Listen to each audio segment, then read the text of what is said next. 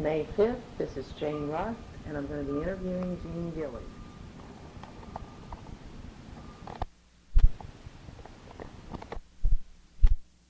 The nice part is I got that's for the new road, and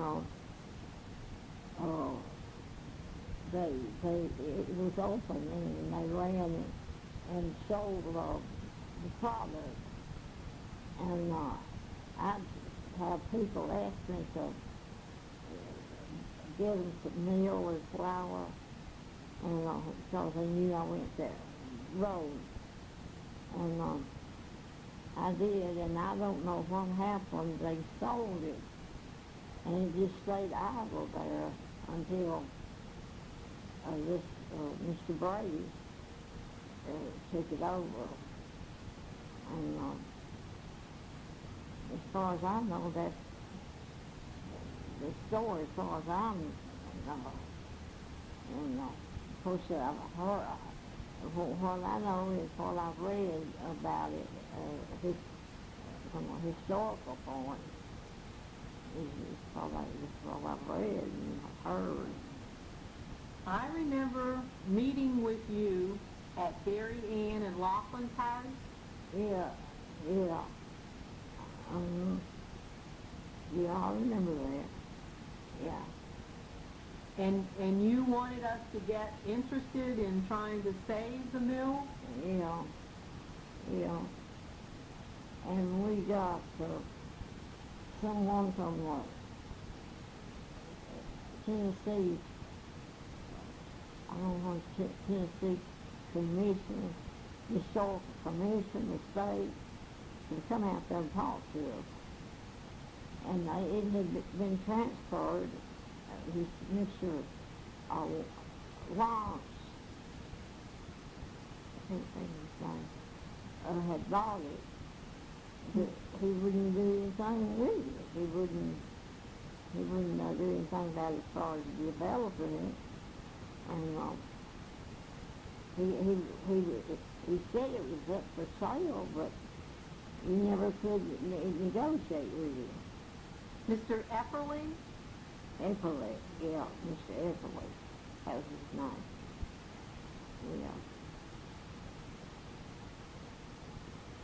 Yeah. Why was it so interesting to you that you would put out the effort to try to do something about it? Well, it was just like a sore thumb sticking out there, and reminding me all the time of the conditions it was in and what had happened to it. And it's just so, anybody that saw it there, very much probably couldn't help but wonder why he couldn't do something about it.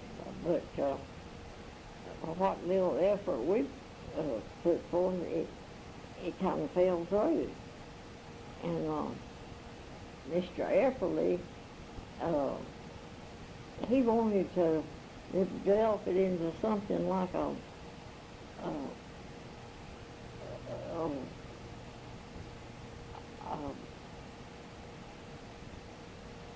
something like Dollywood. Oh, okay. Something like that. He wanted to and have rides and commercialize it and along that line. And but he wouldn't ever get down to price. And so he came out to my house one day, and he he said, "Well, I'm ready to sell the mill." And my brother was there, and he said, "Did you say you was ready to sell the mill?" And he said, "Yeah." And he said, "Well, who to?" And he said, "To her." And he just started out. I said, "Well, we'll get you. I'll contact some people and we'll get together with you." And he went out the door and he fell. As he went out the steps, he fell in the yard and scared me. And I said, "Well, you all right, Mr. Eberlin?" I went, his wife was in the car, and I went out there and helped him in the car. And not long after that, well, he had a stroke and died. Oh, my. And, yeah, it, and of course it was, I don't know whether it was, he had a will, or it just went to probate, or what, but we couldn't, we got Susan Melvin's lawyer up in Woodbury to kind of look into it, and she did. And, well, you know about us going down there and talking to his son-in-law, which is a lawyer. And he was just highly insulting, really. And we left, and I don't know much about what happened after that. That's sort of what it was. Not much happened after that. No. Well, you and Teresa went to MTSU and met with Jim Huda. You got them, you talked him into doing that history? Yeah. We got them interested in looking into it, and they did. His group, they did a study, and I think they spent about $20,000 and put it together, and but it's helped the people. I understand that this Brady, Mr. Brady, the book has helped him a lot, because they made a study of the structure and how old it was and what kind of condition it was in and so forth. Mr. Brady asked for the history part of that book just a couple of weeks ago, and he was using it to, I'm not sure exactly what he was using it for, but he asked for it, and we had given him a copy of it, but he asked another question, so we got the history part. You know, it's in 2 big volumes. Yeah. Mm-hmm. The first one is the history and stuff, and the second one is the structure and recommendations on what to do with it. So that service that y'all did has just helped immeasurably. Yeah. Mm-hmm. Yeah, we did. We went around and just found people that, like Miss Mitchell, Miss Donna Mitchell, she was still living, and of course she was a descendant of the Reedys, and she knew a lot about the mill, and they talked to him. Some people had done that a long time ago, and talked to her, and she referred them to some other older people that knew a lot about it. And that's about all I know. Well, that is great. Have you been out to the mill since it has gotten all renovated? And I've been by there once, yeah. I didn't pay. I just drove up there and looked at it. you don't really have to pay. You can just walk around and see things. And on Saturday mornings, it's open for, well, they say breakfast, but it starts at 8 and goes until 1 o'clock. So you could have brunch or lunch or whatever, but they have a menu of pancakes and biscuits and... Let's see. Sunday is It's only on Saturday, so... Right. So, We're hoping to have our Community Foundation meeting there coming up soon, and I'll send you a notice, because we have to wait until Joan Jackson gets her work schedule before we can set the time for the meeting. She's the secretary of our community organization, PARQ, and she's also a flight attendant, so she doesn't get her schedule until a certain time in the month for the next month. So when we get it figured out, we're going to try to have the meeting on Saturday morning. This coming Saturday morning? No, ma'am. I don't know which Saturday morning. It'll be, I'll let you know ahead of time. Okay, yeah. We have to wait for Joan to get her schedule.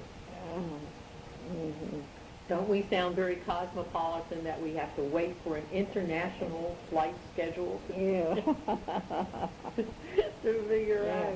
I wish y'all would do it during the week. Do what? The meeting or the, Yeah. because you're not here on Saturday? Oh, okay. What's your schedule, Jackie? Monday through Friday, all day, all night? All day, and then somebody comes in the evening? Not nobody. So, yeah. Oh, okay, okay. Well, we will have to think about that. We will have to think about that. Well, seems like a good thing. Well, if Jackie is here Monday through Friday, do you have someone on Saturday and Sunday? Yeah. Good. But that wouldn't keep me from coming. No. No.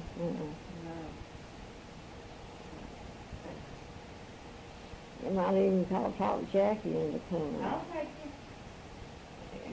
I would love to go to the meal. But unfortunately, they're only open on Saturday. That's the, Oh, yeah, you're right. I mean, we can switch the meeting time, but we can't switch the, Fine. the place. I mean, we can't make them open up early unless you're going to have a big party and rent the place. Yeah. Well, What do you start to say? we enjoyed seeing you at church. I hope that it'll work Yeah. out for you to come to I church hope I'll come sometime. more. Starting in July, church is going to be at 10:30. Oh, that'll help. Because Lawrence is going to do both churches every Sunday.